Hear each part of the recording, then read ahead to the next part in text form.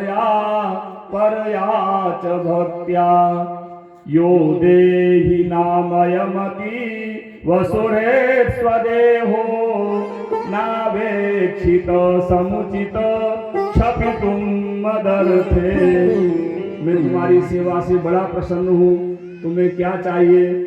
महाराज विवाह के बाद में आप आंख बंद करके बैठ गए हैं। अब विवाह के बाद में पत्नी को क्या चाहिए, कोई बताने की बात है? तो सुनो, बगल में एक बिंदु सरोवर नाम का सरोवर था। हाथ पकड़ करके ले गए, दोनों ने स्नान किया। वो 20 वर्ष के कामदेव हो गए, ये 16 वर्ष की रति हो गई, सर्वांग सुंदर हो गए। तपबल रचहि प्रपंच विधाता, तपबल विष्णु सकल जग त्राता। तपस्या से व्यक्ति को सब कुछ प्राप्त हो सकता है साहब। एक सुंदर कामद नाम के विमान की रचना करी। वो बिना पेट्रोल के चलता था, मन की गति से चलता था, एक्सीडेंट का कोई खतरा नहीं था उसमें।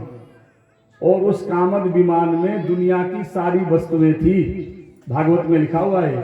स्विमिंग पूल भी था उसमें, हाँ, नहाने के लिए। सुंदर झूले थे, बढ़िया बढ़िया बगीचे। ये मैं कोई मनोरंजन तरीके का भागवत में लिखा हुआ है ऐसा। बड़ा सुंदर विमान, बैठ गए, भ्रमण करते रहे, हजारों वर्ष बीत गए। बेटा तो हुआ नहीं, बेटी हो गई 9। करदम जी ने कहा, देवी हमने तो कहा था कि एक संतान होते ही निकल जाएंगे, लेकिन संतान तो 9 हो गई। फिर करदम जी को ध्यान आया, हाँ। और देखो एक बात बताएं आपसे, करदम जैसी बेटी तो भगवान सबको देवे। कला, अनसुईया, अरुंधति, श्रद्धा, हवि, गति, क्रिया, ख्याति और शांति। राम जी की गुरु माता वशिष्ठ जी की पत्नी अरुंधति, इन्हीं की तो बेटी है करदम जी की। अब अनसुईया को कौन नहीं जानता है? हाँ, छींटे मार करके इतने कर दिए ब्रह्मा विष्णु महेश। हाँ, पालने में झुलाने लगी। ऐसी बेटी तो भगवान सबको दे।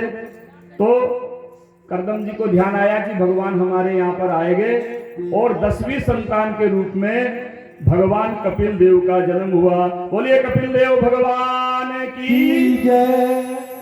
ब्रह्मा जी को पता चला, सो ब्रह्मा जी 9 ऋषियों को लेकर के बधाई देने के लिए आए करदम जी के यहाँ। सुनो आप अच्छे से, बधाई दी। करदम जी ने कहा, बहुत अच्छा किया महाराज, ये 9 कन्याएं बड़ी हो गई, मैं कहाँ का ढूंढता लड़का, आप 9 ऋषि ले आए, मेरे यहाँ 9 कन्याएं हैं, एक के साथ में एक का विवाह कर दिया जाए। तो कला का विवाह